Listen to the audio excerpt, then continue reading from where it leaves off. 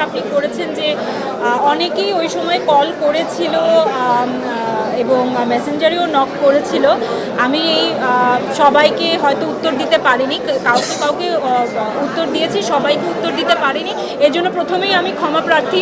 আপনারা যদি কোনো কারণে রাগ করে থাকেন কিংবা মন খারাপ করে থাকেন, প্লিজ থেকেন না। এটার কারণ হচ্ছে যে আমাকে আপনারা খেয়াল করে থাকবেন, আমি আসলে ওই সময় কোথাও কোনো ইন্টারভিউ দিইনি, কোথাও কোনো অ্যাপিয়ারেন্স আমার ছিল না। এটা আমার যারা আমাদের পিআর টিমে ছিল তুফানের, যারা প্রচারণার জন্য কাজ করছেন, তাদের থেকে এটা স্ট্রিক্টলি নিষেধ ছিল যে যাতে আমি কারোর সঙ্গে ওই মুহূর্তে কথা না বলি বা কোথাও কোনো ইন্টারভিউ না দিই। কাজে আমি সে কারণে একটু অ্যাভয়েড করছিলাম। হয় কি, কথা বললে অনেকেই বোঝেন, আবার অনেকেই হয়তো বেশিরভাগই বোঝেন, আমি বলবো না যে বোঝেন না, কিন্তু অনেকেই হয়তো একটা কথা থেকে অনেক কথা, হয়তো একটা ইন্টারভিউই ওটাই ছাপিয়ে দেয় বা ওটাই যতটুকু কথা হয়েছে ওটাই হয়তো একটা নিউজ হয়ে যায়। সেক্ষেত্রে আমি ইগনোর করছিলাম। যদি আপনারা মন খারাপ না থাকেন, এই সিনেমার ক্ষেত্রে অবশ্যই আশা করছিলাম, যেহেতু Raihan Rafi is a hit machine director বলা হয়, উনি ব্যাক টু ব্যাক ওনার সিনেমাগুলো বেশ সফল হয়, এবং অফকোর্স সবচেয়ে বড় বিষয় হচ্ছে শাকিব খান রয়েছেন এই সিনেমায়।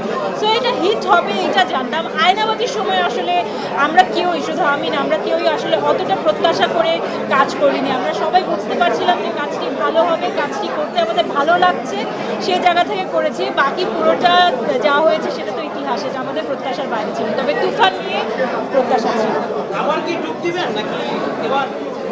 আমি তো কখনোই ডুব দিতে চাইনি ভাইয়া।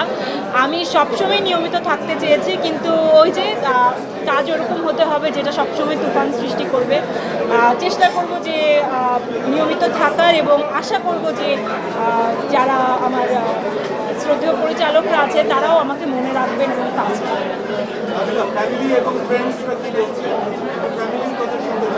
ফ্যামিলি এবং ফ্রেন্ডসরা তো অনেক খুশি। আমার হাজব্যান্ডও এসেছে আজকে, আম্মু আসার কথা ছিল, পরে আম্মু আর আসেনি আজকে।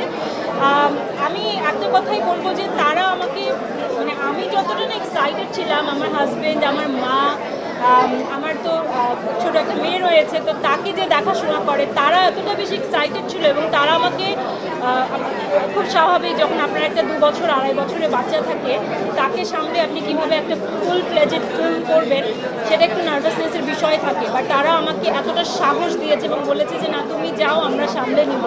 সো আমি আমার পরিবারকে অনেক অনেক ধন্যবাদ জানাতে চাই, আমার হাজব্যান্ডকে, আমার মাকে এবং আমার পিচ্চিকে যে দেখাশোনা করে, ওর নাম মিলি, তাকে, যে ওরা আমাকে সাহস দিয়েছিল বলে আমি সাহস নিয়ে নামতে পেরেছিলাম এবং কাজটা করতে।